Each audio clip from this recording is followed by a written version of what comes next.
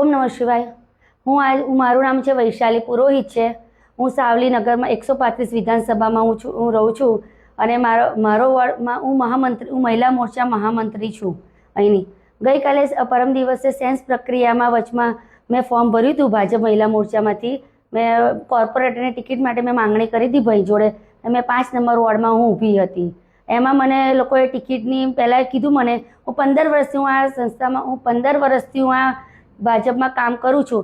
કાલે મેં જ્યારે પેલું જાહેરાત થઈ ત્યારે મેં ભાઈને ફોન કર્યો કે ભાઈ મારી ટિકિટ તો કે બેન તમારી ટિકિટનું તો હવે શું કરવાનું એમ એવું કહી દીધું મને લોકો બધાએ। એટલે મેં કાલે રચિતભાઈને મેં મારું મહામંત્રીનું રાજીનામું જે મહિલા મોરચામાં મહામંત્રી હતી એને મેં મારું રાજીનામું આપી દીધું છે। મેં 15 વર્ષથી કામ કરેલું કોઈ જણાયું નહીં ભાજપમાંથી કોઈ વ્યક્તિઓને તો પછી હવે મારે કામ કરવાનો કોઈ અર્થ નહીં।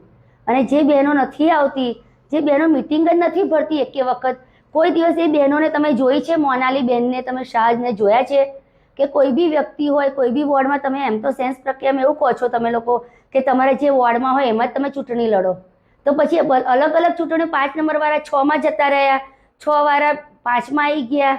અને બીજું કે કઈ બહેનો તમારી અત્યાર સુધી 5 નંબરવાળી નગરપાલિકાની બહેનો કેટલી બહેનો તમારા ભાજપમાં આવે છે મિટિંગો ભરે છે કે પછી બહેનોને પછી શું કરવા ઉમેદવારી આપો છો? ભાઈઓ જ પછી લડે છે એમની જગ્યાએ એમના હસબન્ડો લડે છે તો પછી ભાઈઓને શું કરવા બહેનોને શું કરવા ટિકિટ આપો છો? જે અમારા જેવાને જેને અન્યાય થયો છે એનો કોઈ અર્થ નહીં। 15 વર્ષ મેં મારા પાણીમાં કાઢી લીધા કોઈ અર્થ છે ભાઈને?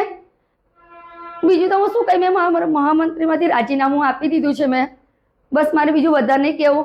હવે ભાઈને બી કહું કે હું બસ તમારે બી રામ રામ છે તમને બી હવે તમારે હવે ભાજપમાં મારે કામ કરવું નથી બસ મારું ઘર સંસાર જોઈ। મારા હસબન્ડ બી બોલતા હતા મને કહેતા 15 વર્ષ સુધી તું દોડતી હતી પ્રમુખ કહેતા હતા કે આવી જાઓ વૈશાલીબેન મિટિંગ ભરવા તો તું રાત દાડો ખાધા પીધા વગર ત્યાં દોડીશું આટલું તો તમે મારું શું જોયું ભાઈ?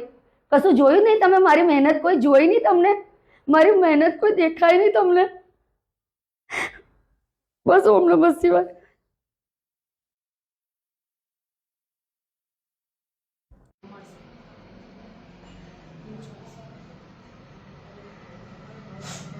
જે વિધાનસભા માટે